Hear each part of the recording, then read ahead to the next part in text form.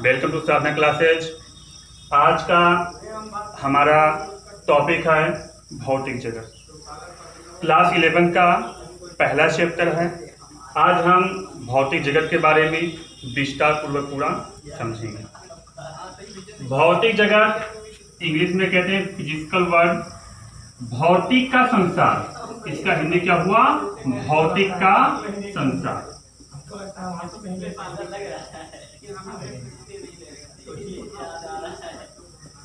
अब भौतिक का संसार हमें समझने के लिए हमें भौतिक के बारे में जानना है। भौतिक के बारे में डिप्टी से हमने आपको पहले वीडियो में बताया है, थोड़ा आज बता दे रहे हैं आपको। भौतिक को इंग्लिश में फिजिक्स कहते हैं, जो कि ग्रीक भाषा के फ्यूसियस शब्द से लिया गया है, जिसका हिंदी होता है प्राकृत। हिंदी होता है प्राकृत। तो हम कह सकते हैं कि विज्ञान की वह शाखा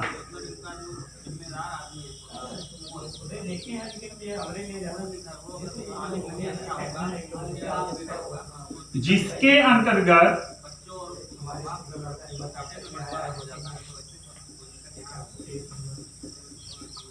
प्रकृति व प्रकृति परिघटनाओं का अध्ययन किया जाता है।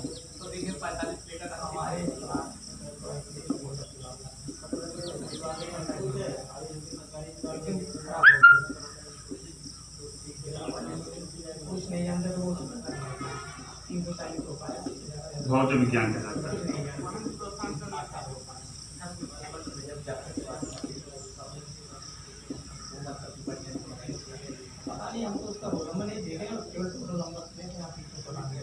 मेन इस परिभाषा में केवल हमारा दो ही चीज है, एक तो प्रकृति क्या होता है और दूसरा प्रकृति का परिघटना क्या होता है। तो प्रकृति का मतलब होता है हमारे चारों ओर का जो घेरा है। हमारे चारों ओर का जो घेरा है वही क्या है? प्रकृति है। प्रकृति को हम पर्यावरण भी कहते हैं। तो हमारे चारों ओर जो घटनाएं घटित हो रही हैं, उन घटनाओं को ही परिघटना बोलते हैं। तो प्रकृति क्या हुआ? हमारे चारों ओर का घेरा, और हमारे चारों घेरा में जो घटनाएं घटित होती हैं उन्हें क्या बोलते हैं? परिघटना। और पूरा फिजिक्स हमारा भौतिक विज्ञान इन्हीं पे आधारित है कि प्राकृतिक के अंतर्गत घटित घटना के बारे में इसमें अध्ययन करती है। ये तो हमारा पहला परिभाषा हुआ।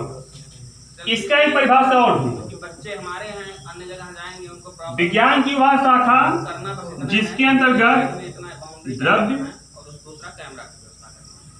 ऊर्जा, मतलब कि लगभग ये मान के चलिए 1 लाख रुपए अगर व और पहले भी सेंटर रह चुका है, अन्य क्रियाओं के बारे में अध्ययन किया जाता है।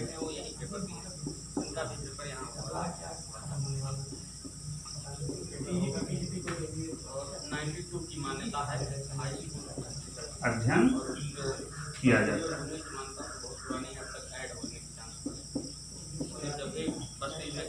द्रव्य क्या है? इसको भी आप पढ़ चुके हैं। ऊर्जा क्या है? ये भी आप पढ़ चुके हैं। अन्वयन क्रिया, ये भी आप पढ़ चुके हैं। अन्वयन क्रिया का मतलब क्या होता है?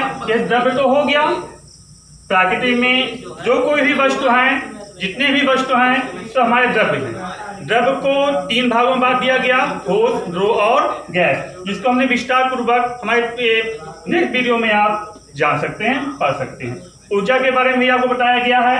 अन्वयन क्रिया, अन्वयन क्रिया का मतलब होता है कि इतना तो है ही है द्रव्य ऊर्जा, लेकिन इसके अलावा और भी क्रियाएं हैं जो कि भौतिक से अपना रिलेशन रखती हैं, जैसे बल हो गया, कार्य हो गया, ताप हो गया, आज ऐसी बहुत सी क्रियाएं हैं। तो सभी को लिखेंगे तो बहुत लंबा हो जाएगा, इसलिए यहाँ पे अन्वयन शब्द का प्रयोग कर दिया गया। जहां तक ये आपके समझ में आ गया होगा, नेक्स्ट टॉपिक पे चलते हैं। नेक्स्ट टॉपिक हमारा है भौतिक का कार्यक्षेत्र। भौतिक का जो कार्यक्षेत्र है ये दो भागों में डिवाइड किया गया है, स्थूल और सूक्ष्म। स्थूल के अंतर्गत प्रकृति में होने वाली बड़ी घटनाओं के बारे में अध्ययन किया जाता है, वह सूक्ष्म के अंतर्गत प्राकृतिक में होने वाली छोटी घटनाओं के बारे में अध्ययन किया जाता है। स्थूल को 3 भागों में डिवाइड किया गया, यांत्रिकी, प्रकाशिकी व ऊष्मागतिकी। सूक्ष्म में परमाणविक के बारे में, आणविक के बारे में व नाभिकीय परिघटनाओं के बारे में अध्ययन किया जाता है। अब हम इसके एक एक पार्ट के बारे में चर्चा करेंगे। यांत्रिकी क्या है, प्रकाशिकी क्या है और ऊष्मागतिकी क्या है। चलो, अब इसके अंतर्गत हम यांत्रिकी क्या होता है, यांत्रिकी को समझेंगे, उसके बाद प्रकाशिकी को समझेंगे, फिर ऊष्मागतिकी को। पिछले वीडियो में आपने यांत्रिकी के बारे में थोड़ा बहुत समझा है, लेकिन अब आपका हम चैप्टर पढ़ा रहे हैं, इसलिए हम आपको विस्तार पूर्वक पढ़ाएंगे यांत्रिकी के बारे में। नेक्स्ट टॉपिक हमारा आता है यांत्रिकी।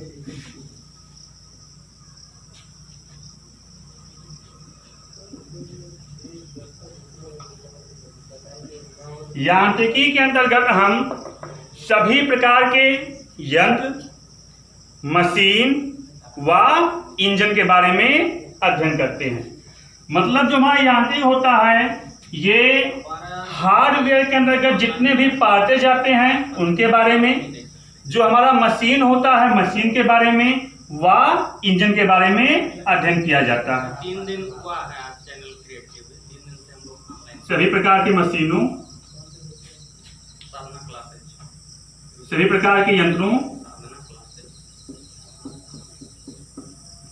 व इंजनों के बारे में अध्ययन किया जाता है।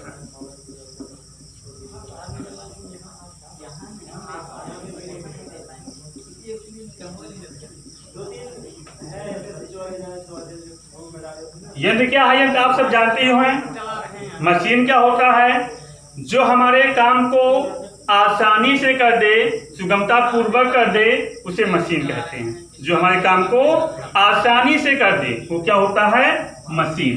यंत्र क्या होता है, मशीन के अंतर्गत प्रयोग किए जाने जो पार्टेज होते हैं वो मशीन के यंत्र होते हैं। इंजन, इंजन को थोड़ा समझेंगे।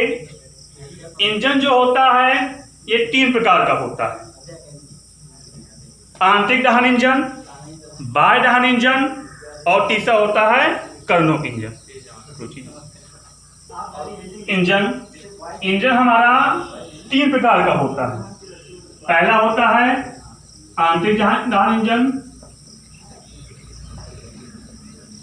जब 1-2 दिन क्लास लेंगे तो ऑटोमेटिक अपने आप करेंगे कि नहीं वहाँ की पढ़ाई। दूसरा होता है बाह्य दहन इंजन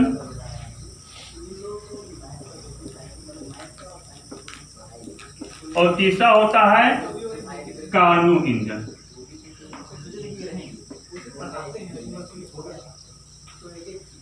मतलब नेक्स्ट हम समझेंगे आंतरिक दहन इंजन। मतलब जितने भी इंजन बनाए गए हैं वो 3 ही बेस पर आधारित, या तो आंतरिक दहन होगा, बाह्य दहन होगा या कार्नोक इंजन होगा। लेकिन ये सब चलते हैं ऊष्मा से, सभी ऊष्मा से चलते हैं। अपने आप आएगा। अब इसमें सबसे पहले जो हमारा दहन होता है, एक स्रोत का प्रयोग किया जाता है, ऊष्मा के स्रोत का। जैसे हमारे पेट्रोल हो गया, पेट्रोल को एक टैंक में इकट्ठा किया जाता है, उसको पाइपलाइन के द्वारा ये इंजन के अंदर जा करके जलता है, वह ऊष्मा उसको मिलता है और ऊष्मा से हमें कार्य की प्राप्ति होती है और इंजन हमारा चलने लगता है। नेक्स्ट हमारा है बाह्य दहन इंजन। बाह्य दहन में इंजन में क्या होता है कि जो ऊष्मा होता है, ऊष्मा जो स्रोत होता है, उसको इंजन के बाहर ही जलाया जाता है, वो बाहर ही जल करके ऊष्मा देता है, उसके जरिए इंजन अपना कार्य करता है। इसके हम एग्जाम्पल को देख लेते हैं। जैसे बहुत समय पहले कोयले का रेल चलता था, कोयले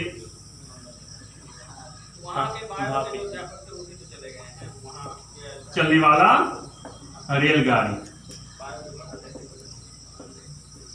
कोयले से चलने वाली रेलगाड़ी में क्या करते थे कि बाहर ही कोयला डालते थे और बाहर ही दहन होता था, ऊष्मा प्राप्त होता था और इंजन कार्य करता था।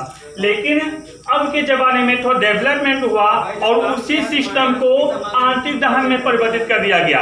अब हम क्या करते हैं, जो दहन करने वाला स्रोत होता है जैसे पेट्रोल हो गया, डीजल हो गया, उसको एक जगह पे इकट्ठा करते हैं, पाइपलाइन द्वारा इंजन के अंदर लेके जाया जाता है, वहां पे वो दहन होता है और उष्मा देता है, कार्य करता है। जैसे मोटरसाइकिल हो गया,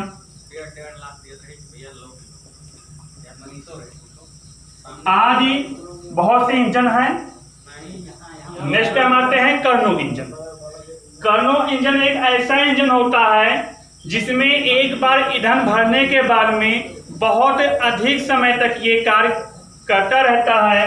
अधिकतर इस इंजन का प्रयोग मिसाइल में या जेट विमान में किया जाता है, क्योंकि जो हमारे मिसाइल होते हैं या उपग्रह होते हैं, उपग्रह में भी इसका प्रयोग किया जाता है, जिसका ईंधन तो महंगा होता है लेकिन खपत बहुत कम होता है। वो इंजन का जो एवरेज होता है वो बहुत अधिक होता है, अतः एक बार उसके टैंक को पूर्ण रूप से भरने के बाद में ये काफी समय तक कार्य करता रहता है।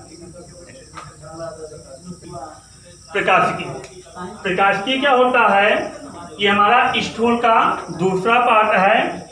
प्रकाशिकी के अंतर्गत प्रकाश से संबंधित हम अध्ययन करते हैं, जैसे प्रकाश, प्रकाश का परावर्तन, प्रकाश का अपवर्तन आदि। तो सबसे पहले इसमें हम जानते हैं प्रकाश है क्या। पहला पढ़ेंगे प्रकाश, प्रकाश का परावर्तन, प्रकाश का अपवर्तन आदि, बहुत साथ है इसमें। तो सबसे पहले चर्चा करते हैं प्रकाश होता क्या है। आपने आगे पढ़ा होगा पिछले क्लास में कि जो हमारी आंखों को संवेदित करता है उसे प्रकाश कहते हैं। जो हमारी आंखों को संवेदित करता है अगर हमारे यहाँ नौ जगह रही तो इतना विद्यालय संपर्क में है, उससे प्रकाश तिवारी के यहाँ ये 7,000 बाबू थे, उन्हें भेज देना कुछ भी ना कहे, हम कहें 11,000 दे दो, 11,000 दे। लेकिन ये परिभाषा आप कब समझ पाओगे, जब आपको संवेदित शब्द का अर्थ समझ में आएगा। संवेदित का मतलब क्या हो, यहाँ पे जो संवेदित शब्द का अर्थ है वो जागृत अवस्था में लाने से, जो हमारी आंखों को जागृत अवस्था में लाता है, कार्य करने के योग्य करता है, वो हमारा होता है प्रकाश। एक एग्जांपल देते हैं। अब ये मान लीजिए जो हमारी आंखों को संवेदित करता है प्रकाश कहलाता है। अब दूसरे शब्दों में भी इसको समझ सकते हैं। जैसे मान लीजिए अभी अंधकार में कोई वस्तु रखा हुआ हो तो वो वस्तु हमें दिखाई नहीं देता, लेकिन जब हम किसी प्रकाशिक स्रोत जैसे टार्च हो गया, मोमबत्ती हो गया या इलेक्ट्रिक बल्ब आदि को जलाते हैं तो वस्तु हमें दिखाई देने लगता है। तो हम कह सकते हैं कि जिसके वजह से हमें वस्तु दिखाई दे रहा है वो क्या है, प्रकाश है। तो यहाँ पे संवेदित का मतलब होगा कि जिसके वजह से हमारी जो आंखें हैं, नेत्र है, वो वस्तु को देख पाती है, वो हमारा क्या होता है, मेन प्रकाश होता है। जो हमारी आंखों को संवेदित करता है, जागृत अवस्था में लेके आता है, दिखाने योग्य बनाता है, वही हमारा क्या है, प्रकाश है। नेक्स्ट टॉपिक हमारा है प्रकाश का परावर्तन। प्रकाश का परावर्तन क्या होता है, जब प्रकाश की किरणें किसी चिकने तल पे पड़ता है तो अपने मार्ग से विचलित हो जाता है। प्रकाश के चिकने तल पर पड़ने के बाद विचलित होने की घटना को ही प्रकाश का परावर्तन कहते हैं। प्रकाश के परावर्तन के दो नियम होते हैं। नंबर 1, आपतित किरण आपतन बिंदुओं पर अभिलंब तथा परावर्तित किरण तीनों एक ही तल में होते हैं। आपतित किरण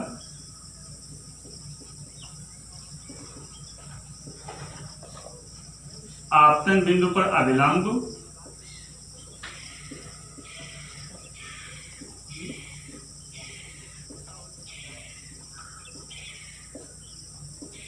तथा परावर्तित किरण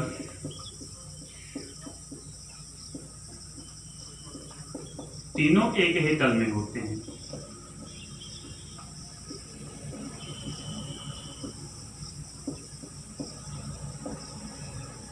यहां पे आप देख सकते हैं, ये हमारा है आपतित किरण,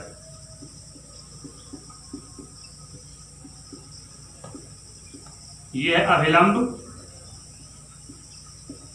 और ये हमारा परावर्तित किरण।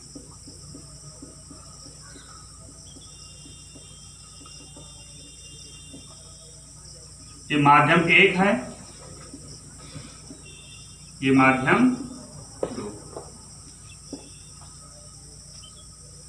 यहाँ पे आप क्या देख रहे हैं कि ये जो हमारे तीनों किरण आपतित जो संकेत शब्द है जिसका अर्थ होता है गिरना, ये हमारा परावर्तित का मतलब गिरने के बाद में जो बदल जाए।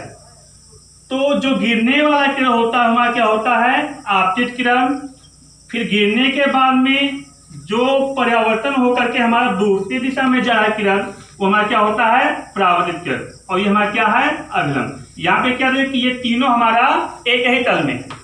दूसरा नियम होता है कि आपतन कोण सदैव परावर्तन कोण के बराबर होता है।